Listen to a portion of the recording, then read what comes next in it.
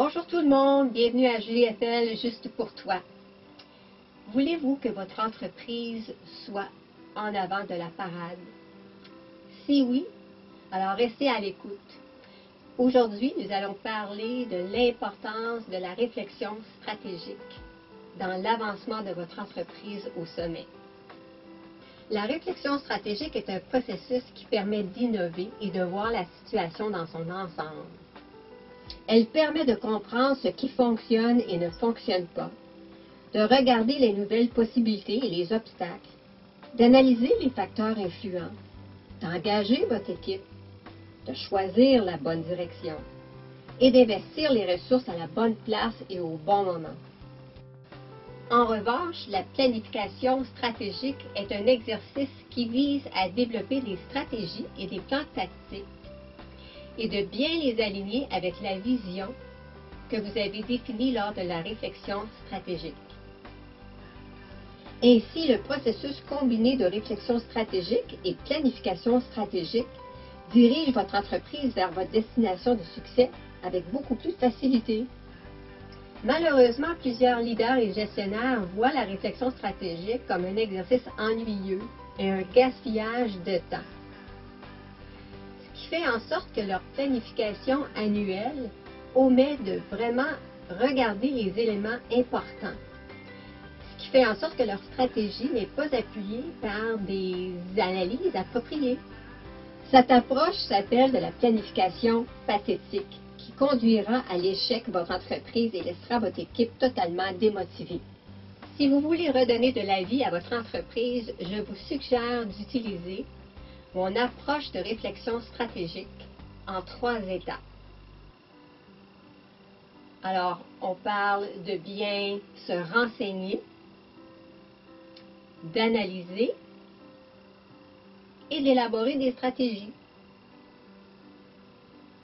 Préférablement, vous devriez commencer ce processus 6 à 8 mois avant le début de votre nouvelle année fiscale. Regardons chaque étape plus en détail. À la première étape, vous allez vous renseigner sur votre environnement externe. Il s'agit de comprendre les besoins de vos clients présents et ciblés, de regarder les marchés d'intérêt, les nouvelles possibilités, se renseigner sur les changements économiques, anticiper les risques et les nouveaux obstacles, regarder ce que vos concurrents font et surtout écouter votre équipe.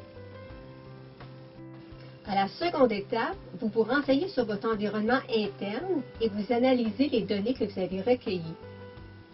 Cela veut dire de revoir votre structure interne et votre cadre de responsabilisation, revoir votre structure de prix, votre stratégie de commercialisation, revoir vos opérations, les processus. Surtout, n'oubliez pas d'évaluer les ressources requises, matérielles, financières, humaines. Analysez les options, leurs avantages, les inconvénients.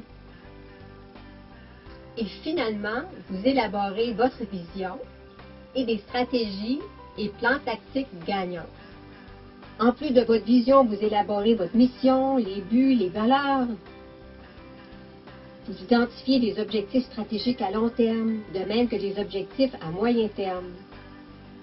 Ensuite, vous identifiez des stratégies et des plans opérationnels qui visent à atteindre vos objectifs stratégiques à moyen terme. Ces stratégies peuvent être en quelque sorte des changements au niveau de la structure de prix, une approche de commercialisation différente, des changements au niveau des processus, des nouveaux investissements, une nouvelle structure de gouvernance par exemple. Alors, soyez prêts à atteindre de nouveaux succès. Soyez vraiment un penseur stratégique. Renseignez-vous, analysez et élaborez vos stratégies. Et je vous retrouve bientôt au sommet. Visitez-nous à www.jflinternational.com.